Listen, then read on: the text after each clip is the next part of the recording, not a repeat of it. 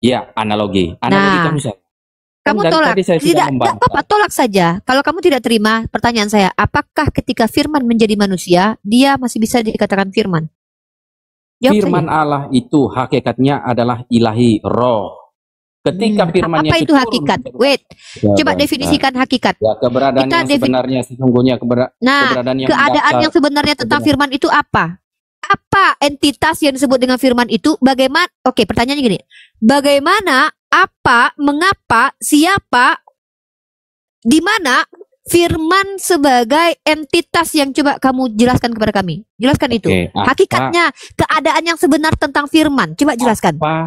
Apa, siapa, Apa itu dan firman? di mana? Apa itu Oke. firman? Oke.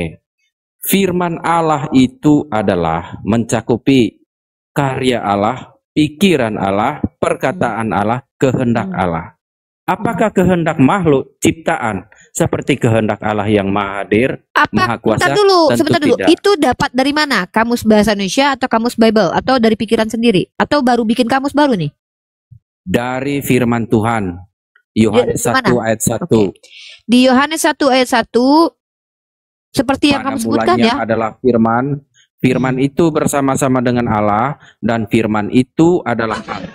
Artinya segala sesuatu kehendak Allah, segala sesuatu perkataan Allah, segala Habis waktunya mentok itu. Ini jam gua sampai pecah ini, waktunya nih lebih lu Mentret, lu ngejelasinnya apaan sih?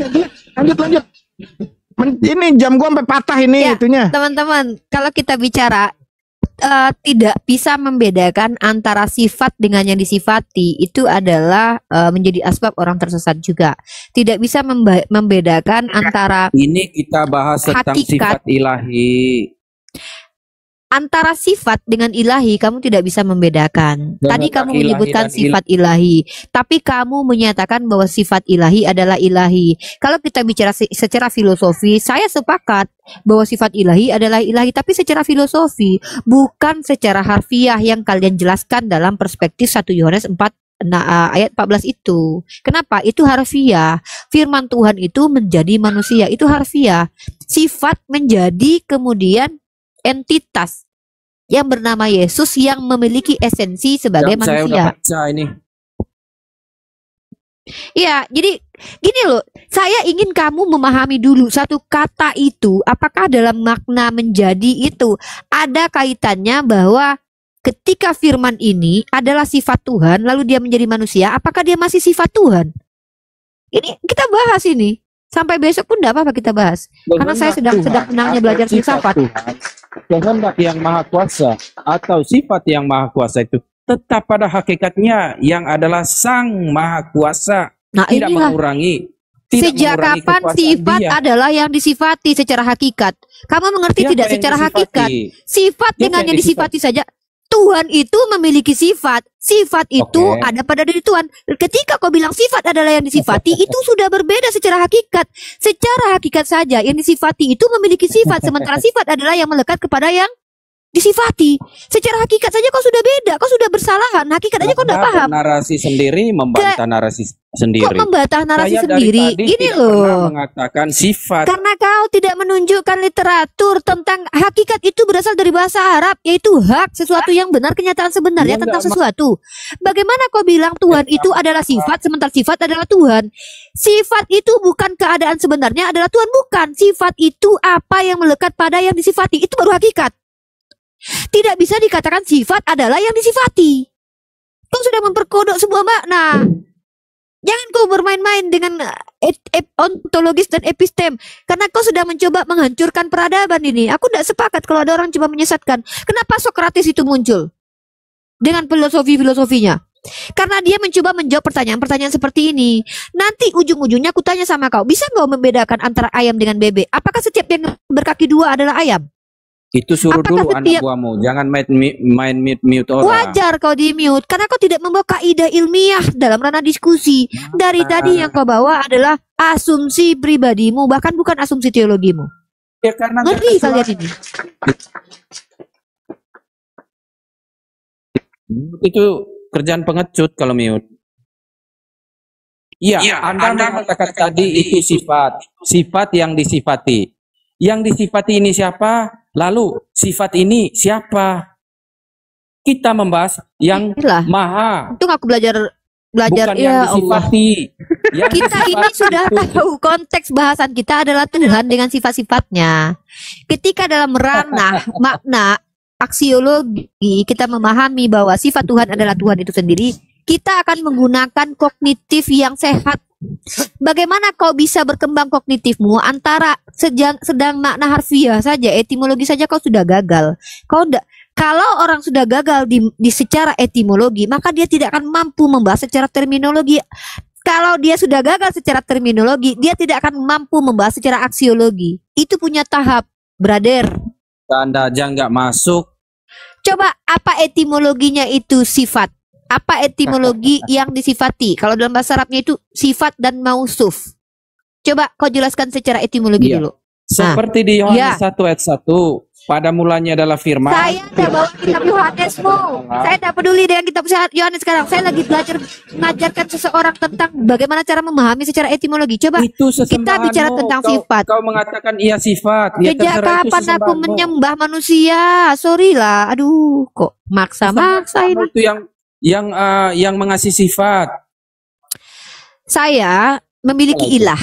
Ilah itu secara etimologinya ya Sesembahan. adalah makanya diam dulu. Yang disembah Diskusi. atau sesembah, diam dulu. Yang disembah atau sesembahan. Bagus dong. Ilah itu banyak. Ilah itu banyak. Dengar ya. Dengar dulu orang jelasin. Nah, ilah saya Ahi Glenn, nice, lanjut. ketika saya menjadi seorang muslimah, maka saya menafikan seluruh ilah yang ada, lalu menyatakan persaksian saya bahwa hanya ada satu ilah yang layak, yang berhak disembah, yaitu bernama Allah. Itu. Maka ilah Tahan Bu, ini orang tak lagi ada jelasin. kaitannya dengan doktrin. Ini berkaitan dengan kata ilah dan Allah. Antara sifat dengan yang disifati, kita merujuk kepada ilah. Sekarang ku tanya, sifat ilahmu bagaimana? Sifat ilahmu mati, berkelamin, disunat hari ke-8. Itu sifatnya itu. Sifat ilahmu makan ikan goreng, tertidur di dalam kapal. Bahkan dia marah-marah mengutuk pohon ara, walaupun pohon ara belum berbuah. Itu sifat dari ilahmu. Ilahnya Bani Israel memiliki sifat tidak bisa dilihat, tidak memiliki sifat kemanusiaan, roh. Itu menurut kalian ya, walaupun Bani Israel tidak begitu. Dan tidak berbentuk, tidak berkelamin, tidak bergender. Itu sifat ilahnya Bani Israel. Sifat Bukan ilahmu primitif. Orang kok primitif? Kita bicara tentang sifat. Sifatnya Uni Rifah ini adalah manis, ramah, santun, suka tantrum. Apakah setiap yang manis ada di Uni Rifah? Tidak. Gula juga manis. saking Maka primitifnya. perlulah kita Allah tidak membedakan beranak dan tidak antara manis yang ke Uni Rifah dengan manisnya gula. Apa itu hakikat? Hakikatnya Uni Rifah ini adalah manusia, bukan alat yang bisa untuk memaniskan air minum. Itu baru kita bicara hakikat nanti. Jadi tidak semua sifat itu bisa mendeskripsikan sebuah hakikat. Itu kau harus pahami itu. Antara sifat dengan yang disifati kau nggak bisa bedakan. Nurunin samudra, gue capek Ruin kalau umpama denger begituan gak ada ilmunya. Ini mendingan Iya, dengerin kasihan ini banget. tuh. Ya, Mendingan dengerin itu tuh. Jadi kasihan sekali teman-teman kita Kristen. Mereka ini kenapa? Benar kata Allah Subhanahu wa taala, mereka ini summum bukmum umyum faum la yarji'un. Mereka punya mata yang dihilangkan oleh Allah. Kenapa mereka tuh tidak bisa melihat Bible mereka? Allah tidak hilangkan penglihatan, daya melihat mereka tetap ada, mata mereka tetap ada. Tapi yang Allah hilangkan adalah cahaya sehingga mereka itu buta. Mereka itu berada dalam kegelapan saat sekarang ini. Maka ada istilah orang buta menuntun orang buta. Itu secara aksiologi, secara filosofi kita bisa maknai bahwa orang Kristen adalah mereka yang buta dalam makna tidak bisa secara harfiah. Nah, Kristen itu gagal dalam memahami harfiah mana, terminologi yang terminologi aksiologi atau yang implisit dan eksplisit. Mereka tidak ngerti itu. Padahal mereka itu berasal dari banyak sekali filsuf yang datang dikutip dari hasil sudut pandang orang Yunani. Itu kasihannya kita tuh dengan teman Kristen itu gagal paham dalam memaknai secara keilmuan. Jadi itu ya. Bahkan mereka tidak Ya, bacakan ayat kitab suci mereka dari tadi. dominannya Sayang sekali. 98% adalah logika falasi yang digunakan. Jadi hal yang tidak tertulis eksplisit maupun implisit, tapi dipaksakan sesuai dengan kadar logikanya dia, yaitu disebut dengan logika falasi. Nah, ini yang sering kita temukan teman-teman Kristen itu memberikan narasi statement untuk bantahan pun itu yang tidak tertulis dia yang ungkapkan. Kembali lagi ke dogma dan doktrin. Ibarat cakrawala berpikir atau kognitifnya itu udah stuck di situ. Pokoknya Yesus Tuhan, pokoknya ditebus. Padahal yang nebus ini diserahkan kepada penguasa maut. Penguasa maut adalah iblis. Sementara ujung-ujungnya mereka menebus. Ini logika frasi yang menarik, yang aduh kadang-kadang aku bilang doktrin kan itu menistakan Tuhan. Waktu Yesus itu disalib menebus, ternyata penguasa maut waktu itu adalah iblis.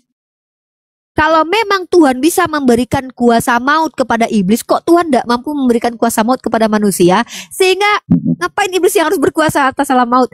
Udah manusia aja yang berkuasa, jadi Yesus tidak perlu mati gitu loh. Tapi kenapa ini Mas Aha nggak membantah loh, Mas Aha? Kenapa nggak dibantah, Mas Aha? Iya, aku kan dengerin dulu, Bang. Ya, Mas Aha ini sudah di kubu kita sebenarnya, baru 75%. 25%-nya masih bata-bata dikit lah. Alasan dia tidak menjadi Islam yang pertama sekali adalah dia takut kehilangan warisan, itu aja. Iya, padahal udah sunat, nggak mau minum racun menunjukkan imannya ya gitu. Hal apa lagi coba yang ditunggu? Iya. Jadi kembali ke istilah itu tadi ya, Tuhan Theos dan Tuhan Kurios. Nah, untuk Tuhan Kurios ini banyak pribadi-pribadi yang menyandang gelar ini. Itu siapa aja? Itu Yesus, Bang Adam Bang sebelum Riko, Bang Nah, Riko, Bang Riko aja itu sudah bertentangan loh. Tuhan Theos dan Tuhan Kurios. Itu aja saya bingung itu dapat dari mana istilah Tuhan Theos, Tuhan Kurios itu. Coba iya, Bang Riko coba. gunakanlah pakai bahasa. Theos itu apa? Theos itu sendiri adalah God. Kalau kita pakai sekarang istilah yang dipercayai secara konsensus lagi ya, Tuhan itu merujuk kepada pencipta, maka Tuhan itu adalah Theos. Lalu abang bilang Tuhan Theos dengan Tuhan Kurios. Hmm. Berarti Tuhan Jadi, abang ada berapa itu? biar aku selesaiin dulu, Uni. Ada sebentar. 22. Nah, jadi untuk Tuhan Kurios ini banyak. Karena ini Kurios ini adalah gelar yang diberikan kepada pribadi-pribadi yang jatuh ke dalam dua kategori yang tadi saya bilang loh. Nah, kategori pertama itu adalah Yesus sendiri dan Adam sebelum makan buah kudi, yaitu kategori mereka yang masih memiliki keabadian gitu. Nah, kategori kedua adalah raja-raja Israel dan Yehuda. Karena raja-raja ini menduduki singgasana yang tadinya diduduki oleh Tuhan sendiri gitu loh. Jadi Kurios ini nggak bisa di sembarang orang gitu loh. Hanya pribadi-pribadi ini yang bisa gitu loh.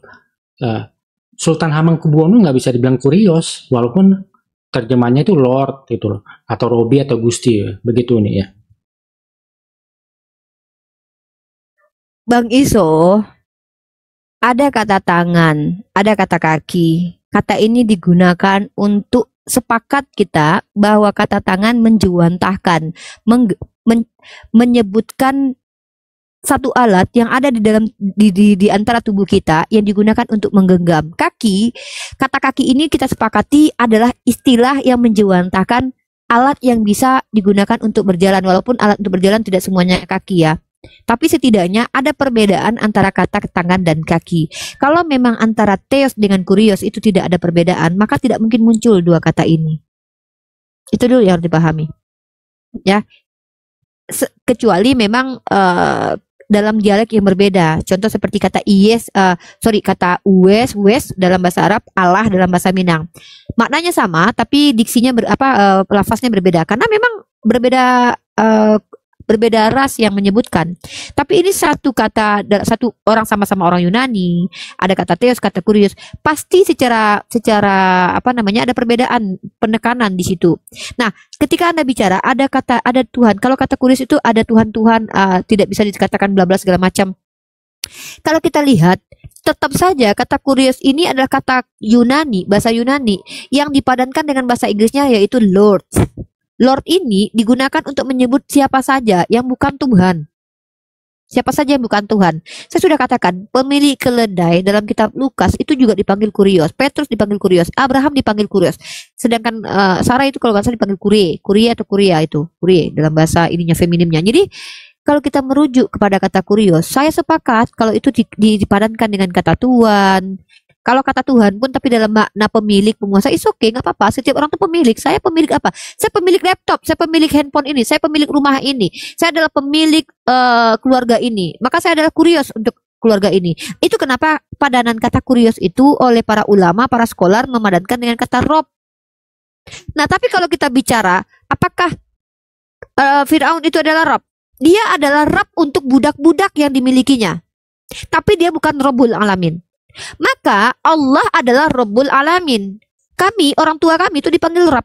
Makanya ada istilah berdoa itu Rabbayani Saghira. Kedua orang tua kami. Karena mereka pemelihara kami, pemilik kami.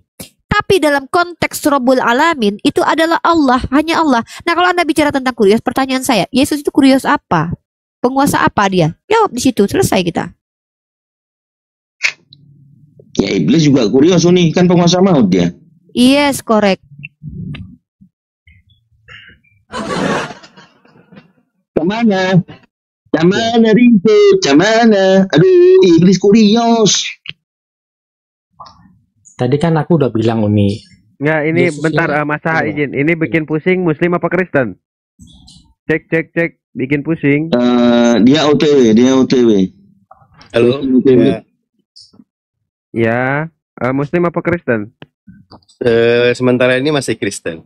Ya, kan? Kristen OTW ini, bagus ini.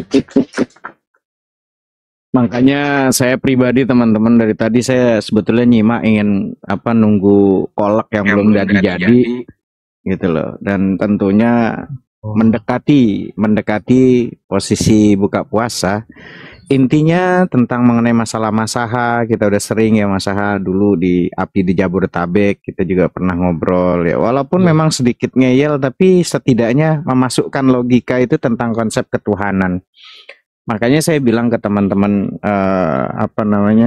api, bahkan yang sama-sama Kristennya sampai di titik mereka itu bernarasi, Masya Allah ya teman-teman, mengatakannya luar biasa. Kita dituntut nih teman-teman yang Muslim untuk membuat mereka tuh dapat mencerdaskan gitu. Makanya saya lebih suka tuh diskusi agar kiranya bisa bergantian membawa narasi-narasi yang baik. Sampai-sampai pernah ada kalimat bahwa dikatakan bahwa begini ngomongnya, Allah, Tuhan kami itu nyata, ya, kelihatan, sedangkan Tuhannya kalian Muslim, bahkan dibilang syahadatnya ya, orang Muslim itu juga nggak logis, karena logika kita nggak masuk Hanafi gitu ya, menyatakan, menyaksikan sesuatu tapi tidak pernah melihatnya.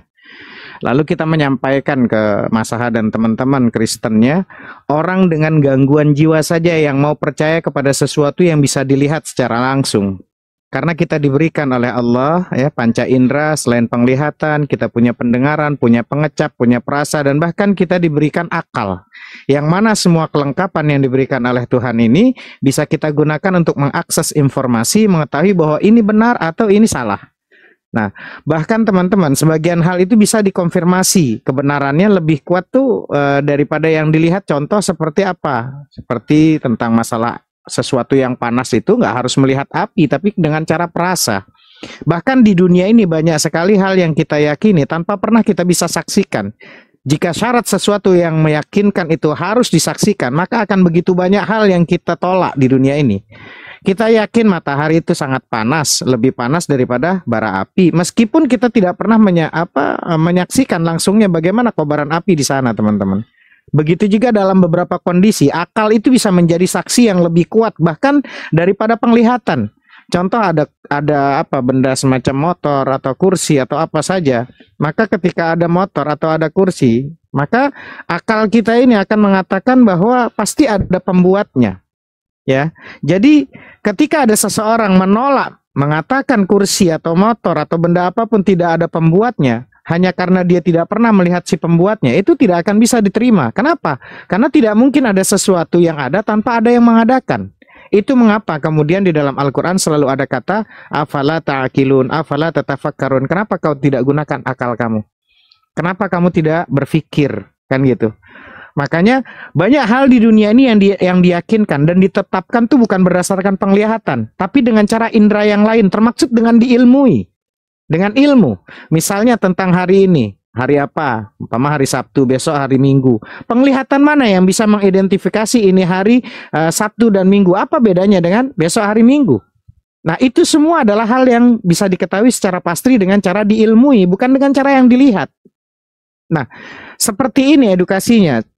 Seperti Mas Aha saya pernah kasih tahu, dan RK ya, Roti Kehidupan, dan teman-teman Kristen dia ingin tahu tentang konsep Islam. Maka saya jelaskan, di Islam itu ada yang namanya nafsiyah.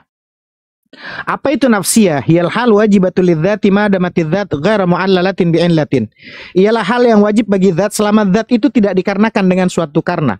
Jadi Allah itu tidak dikarenakan dengan suatu karena. Ada satu sifatnya di situ, ada wujud. Jadi artinya ada. Allah itu ada sebelum kata ada itu ada, dan Allah akan tetap ada walau kata tiada sudah tidak ada. Itulah sifat nafsiyahnya Allah. Jadi Allah itu ada sebelum kata ada itu ada, dan Allah akan tetap ada walau kata tiada sudah tidak ada. Itulah wujud. Namanya sifat nafsiyah. Lalu ada sifat salbiyah. Apa itu sifat salbiyah? Ta'rifnya kullu sifatin dallat ala nafi ma la yaliku bihi azza wa jalla atau jalla wa azza. Ialah tiap-tiap sifat yang menunjukkan atas menafikan barang yang tidak pantas, yang tidak layak untuk Allah. Nah, di sifat salbiyah itu ada 5, ada qidam, sedia, ada baqa, kekal, ada mukhalafatul hawadis, berdiri dengan sendiri, berbeda dengan yang baru, qiyamuhu binafsi, berdiri dengan sendiri, wahdaniyat esa, ada 5. Lalu ada teman-teman Kristen, Hindu, Buddha, bahkan ada ateis, bahkan agnostik sekalipun dia mengatakan, kalau memang Allah itu Tuhan, kapan adanya? Kalau Allah itu Tuhan, di mana tempatnya? Kalau Allah itu Tuhan, seperti apa rupanya? Maka di situ ada salbiyah, mukhalafatul hawadis. Ingat kawan-kawan, saat anak kita bertanya kepada kita, seperti di kekristenan, ayah, Tuhan siapa? Yesus. Lalu nanti ini anak bertanya langsung, oh Tuhan itu kok jadi manusia ya? Kok Tuhan ngantuk ya? Kok Tuhan lapar ya? Kok Tuhan haus ya? Ini secara logika tuh anak kecilnya akan susah tidurnya. Kok Tuhan saya lemah ya? Nah, ketika ada orang bertanya kepada konsep Islam, kalau memang Allah itu Tuhan, ayah, di mana adanya? Dan kalau Allah itu Tuhan, kapan adanya? Kalau Allah itu memang Tuhan, seperti apa rupanya? Mukhalafatul hawadis, berbeda dengan yang baru. Laisa kamisli syai'un fil ardi, anakku, bahwa Tuhan itu masa, waktu, tempat itu ciptaan Allah. Bagaimana mungkin masa, waktu, tempat itu ciptaan Allah? Bagaimana mungkin Allah ada di ciptaannya? Nah, itulah ketika kita menjelaskan kepada anak-anak kita, itu yang namanya mencerdaskan, bukan membagongkan, malah bikin bingung anak kita untuk istirahat. Gitu loh. Maka lalu ada sifat ma'ani nanti, dan ada sifat ma'nawiyah. Di ma'ani ta'rifnya kullu sifatin mawjudatin qa'imatin bimawjudin aujabat lahu hukman. Ialah tiap-tiap sifat yang mawjud, yang berdiri dengan zat yang mawjud, yang mewajibkan baginya satu ketentuan hukum. Karena Allah itu adalah Tuhan pencipta, maka harus qudrah, harus kuasa, iradah, harus berkehendak, ilmun, harus mengetahui, hayat, harus hidup, sama, harus mendengar, basar, harus melihat, kalam, Allah harus berkata-kata. Maka lawannya kuasa adalah tidak kuasa. Maka ketika ada Tuhan yang dibilang Tuhan itu harus maha kuasa, lalu bila terjadi sesuatu lawanannya, antara putih lawannya hitam, kuasa lawannya tidak kuasa. Bila ada Tuhan yang tidak kuasa, berarti gagal menjadi Tuhan. Sementara itu wallahu taala a'lam bishawab. Lanjut. Masya Allah. Manfaat sekali, Ustaz. Oke, izin Abu ya. Perlu Ya, Kang Dito, silakan. waktu berapa lama lagi, atau masih ada kebimbangan, atau mau yang ditanyakan silakan. Ada Unirifa dan Ustadz Anafi. Silakan.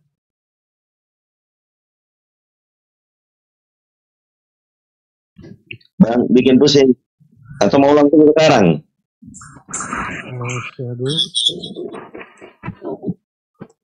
Ya, kalau saya boleh berpendapat ya, sebenarnya kalau kita menyebut diri kita Kristen, itu sebenarnya menyangkut kita percaya bahwa Yesus adalah Mesia. Ya, bukan, tidak bicara sama sekali tentang Tuhan, Allah atau gimana, ya enggak. Dan jika acuannya Yohanes 1 ayat 1 tadi, sebenarnya saya kerap menggunakan reverse logic untuk memahami itu, bahwa bukan bukan tepung dan air yang berubah menjadi roti, tetapi dipahami sebagai roti itu sebenarnya memiliki unsur-unsur tepung dan air. Artinya Yesus memiliki pemikiran ilahi yang ketika dia sampaikan, ucapannya memiliki bobot yang ilahi karena menyampaikan firman dari Allah.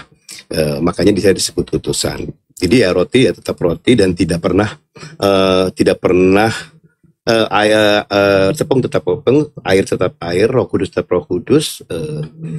Roti bukanlah ejawantah dari roti dan air kemudian menyatu menjadi roti, tetapi roti memiliki unsur-unsur itu. Makanya saya bisa menempatkan Yesus pure human, and dia dipercaya oleh Kristen sebagai Mesia, di mana Yahudi tidak mempercayai Yesus sebagai Mesia. Nah, Kristen itu sebenarnya di dalam kepercayaannya haruslah mengikuti root yang ada, bahwa satu-satunya Allah adalah satu-satunya Theos adalah Bapa. Jadi satu-satunya Theos itu sebenarnya sosok yang harus disembah, yaitu Bapanya. Bapa yang selama ini dikenal oleh Yesus, dipanggil oleh Yesus adalah Bapa-Bapa juga yang disembah oleh Abraham, Musa, dan sebagainya. Nah, Yesus kenapa disebut dengan Tuhan dengan Kyrios? Ya karena Yesus adalah junjungan kita, junjungan yang memang kelak, memang dia gagal menjadi Mesia waktu dia hidup selama 3 tahun setengah. Dia gagal menjadi Mesia karena dia tidak pernah dideklarasikan sebagai raja. Lalu ada nubuatan bahwa dia akan kembali lagi. Itu yang sementara ini kita imani sampai saya nggak tahu terbukti apa enggak, bahwa dia akan kelak datang lagi ke bumi menjadi raja. Nah, itulah momen di mana dia legit menjadi Mesiah. Ya, makanya itu disebut Kristen menanti-nantikan itu.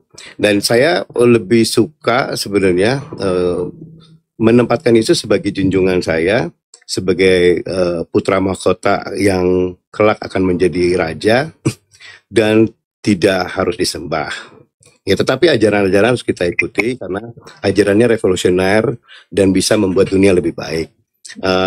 Tetapi ya itulah orang tua saya dulu kelak membangun sebuah doktrinasi yang dogmatis bahwa Yesus yang harus disembah. Ini juga sulit bagi saya menerima itu, berdasarkan teks juga nggak memungkinkan itu. Tapi ya tadi tafsir-tafsir tentang siapa Yesus itu muncul dari sejak abad pertama. Ada yang menempatkan dia nabi, ada yang menempatkan dia Mesia, ada juga yang menempatkan dia sebagai Tuhan. Kerancuan ini menjadikan Kristen terpecah begitu banyak. Sampai Bang di bawah udah kepanasan, Bang bikin pusing, yang di bawah udah kepanasan, Abang udah dianggap bidat. Nah, kalau Abang memposisikan Yesus sebagai junjungan, utusan dari Tuhan, dan Tuhan yang benar di dalam Bible yang Anda imani, yaitu Bapa, atau di 1 Korintus pasal 8 tadi ya, yaitu satu-satunya Theos, yaitu Bapa. Ini kalau bisa kita simpulkan, Abang sama seperti kami. Tinggal Bang bikin pusing kapan memantapkan hati menerima Islam. Kalau misalnya masih belum, ya kami hanya bisa berdoa kepada Allah, karena abangku bikin pusing sudah seperti kita, sudah terbuka cakrawala berpikirnya, yaitu hanya menganggap Yesus human being, hanya seorang manusia, utusan yang dimuliakan oleh Tuhannya untuk memberikan kedamaian. Nah, kami pun di Muslim sangat memuliakan Nabi SAW. Di mana kita menemukan itu? Ada di kitab suci kami, di Al-Quranul Karim. Tidak pernah di dalam Al-Quran itu mengatakan Yesus mati terkutuk. Ya, saya rasa itu udah lagi dia mau itu buka puasa. Jadi teman-teman, intinya saya Bang bikin pusing dan teman-teman semua di bawah ya, saudara Adam Sahawa. Saya selalu bilang, sahabat-sahabat kami semua di sini, para Apol Api ya, grup Api dan teman-teman TikTok yang sudah saya kenal semuanya, guru-guru kami di sini, saya nggak peduli. Kalian mau nyembah manusia kek, kalian mau menyembah gunung kek, mau nyembah matahari kek, bulan kek, bahkan kalian mau nyembah kancing baju kalian. Kalau perlu sendal jepit kalian sembah, saya nggak peduli. Kami hanya ingin menyampaikan sesuatu kebenaran, menyelidiki kebenaran. Kebenaran setiap agama itu tergantung pada kemurnian tekstual dari kitabnya. Tingkat akurasi dari kitab yang dihasilkan oleh para pendiri kitab itu terekam dan terkumpul. Apabila pesan yang diungkapkan oleh Tuhan kepada setiap nabi tidak mencapai diri kita itu secara pasti saat kita disampaikan, namun telah disampaikannya secara salah dan diubah, maka agama itu dianggap telah menyimpang dari kebenaran. Jika kita menguji fakta-fakta sejarah dan agama yang mata kita itu dapat lihat, kita akan menemukan bahwa baik perjanjian lama atau perjanjian baru dari Injil saat ini merupakan contoh-contoh yang gamblang dari teks-teks agama yang berubah. Gitu loh kawan-kawan. Jadi bagi saya yang penting saya sudah menyampaikan, masalah kalian masih yakin, ya itu urusan kalian. Tidak, kami tidak pernah yang namanya disangkanya kami menghujat agama menghujat Tuhan kalian. No. Ketika kami menyampaikan ayat-ayat yang ada di Bible, kenapa kok kami dibilang hujat? Kenapa kami dianggap menghujat? Sering kali kami bernarasi di sini dengan kitab Bible kalian yang menjelaskan. Bagaimana mungkin kita jelaskan ke anak-anak kita, Tuhan itu tidur. Nah, ayatnya di mana? Ada di 44 Mazmur 44:23. Terjagalah mengapa engkau tidur ya Tuhan. Kan itu Bible yang ngomong. Nah, kita tuh nggak habis pikir kita harus nungguin Tuhan saat bangun tidur karena kita ada keperluan. Kan ini nggak masuk secara logika. Lalu nggak lama ada juga ketika kami menyampaikan di kitab Bible-nya kalian itu Mazmur 78:65. Di situ bacaannya, lalu terjagalah Tuhan seperti orang yang sedang tidur, seperti pahlawan yang siuman dari mabuk anggur. Apa ini gitu loh. Lalu di sini ada lagi di Kejadian 6 ya. Nomor punggung 6-7 di situ dijelaskan, maka menyesallah Tuhan. Tuhan pun menyesal. Bagaimana mungkin? Alamak, kan gitu teman-teman. Kita dianggap menghujat, kan aneh kawan-kawan. Artinya secara tidak langsung musuh kalian, wahai teman-teman Kristen, adalah Bible kalian sendiri, bukan kami. Gitu loh. Nah itu yang kalian harus jelaskan. Gitu loh. Nah ini yang perlu mengedukasi. Gitu loh. Intinya itu aja sih teman-teman. Lanjut guru-guru yang lain.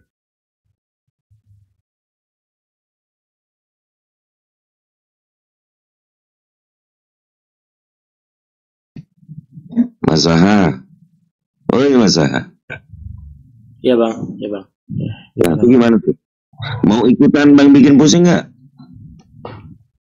Iya itu bang bikin pusing itu kayaknya kurang tepat ya bang ya. Jadi tuh Yesus itu udah menjadi raja, dia adalah raja Yehuda terakhir. Pada saat dia dibaptis oleh Yohanes, dia Sejak jadi raja Yesus Yehuda. itu diangkat jadi raja sejak kapan? Ada datanya itu jadi raja. Loh. Kapan? Pada saat dia dibaptis oleh Yohanes, dia menjadi raja Yehuda. Kenapa? Tunggu dulu. Kenyataannya, Mas Aha, di situ tuh kenapa kok raja dikejar-kejar sama kerajaan lain? Katanya raja. Iya. Sekarang kenapa Yesus itu menjadi raja pada saat dibaptis Yohanes? Raja Karena Yesus, apa? Raja Yehuda, bang. Dia raja Yehuda terakhir. Mana ada orang Yahudi punya raja? Orang kalian aja tahu nggak sih kalau di sana itu di negara Yahudi itu kalian diludahi. Sebaiknya saya yang jawab deh. Kan kita bicara 2000 yang tahun yang lalu. Itu kan pada saat Yesus disalib itu kan di atas pohon itu kan tulis, nanti dia dijawab sama Bang bikin pusing. Ya, bikin pusing, jawab bikin pusing. Gue jadi nanti daripada gue ikut pusing, mendingan lo aja dah berdua sama Mas Aha. Lanjut, gue udah sering ini. Silakan Bang bikin pusing ditanggapin. Aku belum selesai bang. Aku belum selesai bang. Sebentar bang. Oke, silakan. Nah, Yesus itu waktu dibaptis Yohanes itu dia berumur 30 tahun. Usia yang sama pada saat Daud dan Salomo menjadi raja. Usia yang sama pada saat Yusuf menjadi Perdana Menteri pertama dunia. Nah, dia hanya menjadi Raja Yehuda itu hanya 3,5 tahun. Setelah dia bangkit, dia menjadi raja atas seluruh bumi. Karena setelah dia bangkit, dia berhak menerima hak kesulungan gitu loh. Baik, saya jelasin dulu ya. Bentar ya. Oke, ada kedua konsep mesianik dalam Judaism sebenarnya. Yang satu mesianik imam, lalu mesianik raja. dalam konteks itu harus untuk menjadi raja haruslah imam yang mentahbiskan melalui pengucuran minyak. Ya, makanya disebut dengan urapan, diurapi. Tetapi Yesus tidak mengalami itu. Maka bisa dipastikan Yesus diurapi bukan menjadi raja tetapi menjadi imam. Tidak salah, Yesus tidak gagal menjadi imam besar Kristenan, tetapi Yesus belum menjadi raja. Itu yang mungkin Kristen gagal menjelaskan di mana letak kerajaan Yesus. Kerajaan Yehuda belum pernah berdiri sampai sekarang, belum pernah ada. Teritorialnya pun belum ada. Saat itu masih dipegang Herodes ya, untuk kerajaan Israel. Walaupun itu bukan Israel tapi dari Edom. Kerajaan Israel belum muncul. Itulah mereka sebabnya menanti-nantikan Mesia. Nah, apakah Israel percaya bahwa Yesus Mesia? Kan enggak. Justru Israel menolak Yesus sebagai Mesia. Makanya Yesus katakan keselamatan ini akan kubagikan bangsa-bangsa lain karena Israel menolak. Jadi memang tidak pernah menjadi raja. Makanya saya disebut Kristen karena saya masih menanti-nantikan Yesus datang yang kedua kali untuk membuktikan bahwa dia adalah raja Israel. Dan kita sebagai orang Israel. Kalau nggak datang, ya mungkin saya ganti channel dulu sementara gitu. Tapi ya saya tunggulah, sabar. Jadi Mas Iso belum bisa buktikan secara empiris bahwa Yesus pernah jadi raja. Tetapi gelarnya sebagai Mesias tidak hancur, tidak serta-merta hilang, karena memang dia memang didesain untuk jadi Mesias, tetapi belum ditahbiskan menjadi raja. Bang, itu di atas kayu salib Yesus itu tulisannya apa, Bang? Yesus Raja Yehuda, Raja Yahudi, Bang. Baik, jawab itu langsung ya. Itu dibikin sebagai sebuah sebuah ironi atau enggak sebuah satir atau bahkan sarkastiknya Pilatus saat itu. Dia harus ditulis sebagai hinaan kepada Yesus, ditulis dalam berbagai macam bahasa. Ini loh raja kalian, raja orang Yahudi, gua injek-injek bahkan gua salibkan. Jadi itu sebenarnya bahasa sarkastik. Karena Yesus disinyalir menjadi sama seperti YHWH. Makanya kata YHWH di situ dipelesetin menjadi inilah raja orang Yahudi. Itu dalam bahasa Latin kan Inri, kalau dalam bahasa dalam bahasa Ibraninya Yeshua HaVemelech HaYehudim. Jadi inilah raja orang Yahudi, kalau disingkat jadi YHWH. Itu sebagai hinaan dan sarkastiknya Pilatus untuk menginjak Yesus ini orang Yahudi yang katanya mau ngaku-ngaku raja orang Yahudi, yang mencoba memberontak, jatuhnya akhirnya di kayu salib. Jadi bukan pernyataan resmi dari kerajaan dari bangsa Yahudi bahwa Yesus itu raja. Gitu. Oke, ada lagi Mas Zaha atau Bro Admin ada mau tanya? Bang bikin pusing nih, Kristen apa Islam? Masih Kristen, tadi udah dibilang masih Kristen, insya Allah malam ini. Oh iya tadi pernyataannya agak keliru itu. Pilatus mengakui Yesus raja. Keliru apa yang paham sejarah, Bro Admin? Loh, Alkitab bunyinya demikian kok. Bahkan waktu itu kan ada Imam Farisi yang keberatan ditulis itu. Jangan engkau menulis raja orang Yahudi, tetapi bahwa ia mengatakan aku adalah raja orang Yahudi. Keberatan orang Yahudi karena memang kalau ditulis secara singkat itu ada artinya jadi YHWH. Yeshua HaMasya, Yeshua Hanatsri Vemelech HaYehudim. Jadi itu merupakan hinaan bagi orang Yahudi sebenarnya. Tapi apakah pengakuan Pilatus bahwa Yesus adalah raja serta merta menjadi sebuah legitimasi bahwa Yesus adalah raja bagi orang Israel? Kan enggak juga. Gitu. Ya, Bang bikin pusing, silakan. Gak usah jauh-jauh lah teman-teman, kita diskusi ini yang pakai data ya, bikin pusing ya teman-teman, Kang Dito dan semuanya, Bro Admin dan Iso. Kita nggak boleh lepas dari jalur sampai-sampai dengan masalah sampai ke penyalipan. Gak usah jauh-jauh, pertentangan sekitar kepribadian Yesus Kristus saja ini di kitab Anda ini bertentangan ya. Salah satu kesalahan terbesar yang ditemukan yang ketika saya dulu di tahun 1990 teman-teman di UKI dengan teman-teman kristolog loh. Mereka lebih paham, mereka hafal kitab kuning aja tahu mereka. Saya bilang, salah satu kesalahan terbesar yang ditemukan dalam kitab Injil ya, dibilang Bible ini adalah ajaran yang terkait dengan perbedaan asal-usul yang saling bertentangan tentang nenek moyang Yesus Kristus. Seorang laki-laki yang tidak memiliki bapak atau nenek moyang manusia. Kita baca dalam Injil menurut Matius 1:18 bahwa Yesus adalah seorang putra David melalui anak laki-lakinya Salomon. Coba lihat lagi, tapi dalam Injil menurut Lukas 3:23, Yesus adalah anak David melalui anak Nathan. Nah ini gimana? Satu poin yang menarik adalah jika baik Salomon dan Nathan adalah dua putra David, bagaimana mungkin bagi Yesus dilahirkan melalui dua latar belakang nenek moyang yang berbeda? Itu aja kalian sudah amburadul.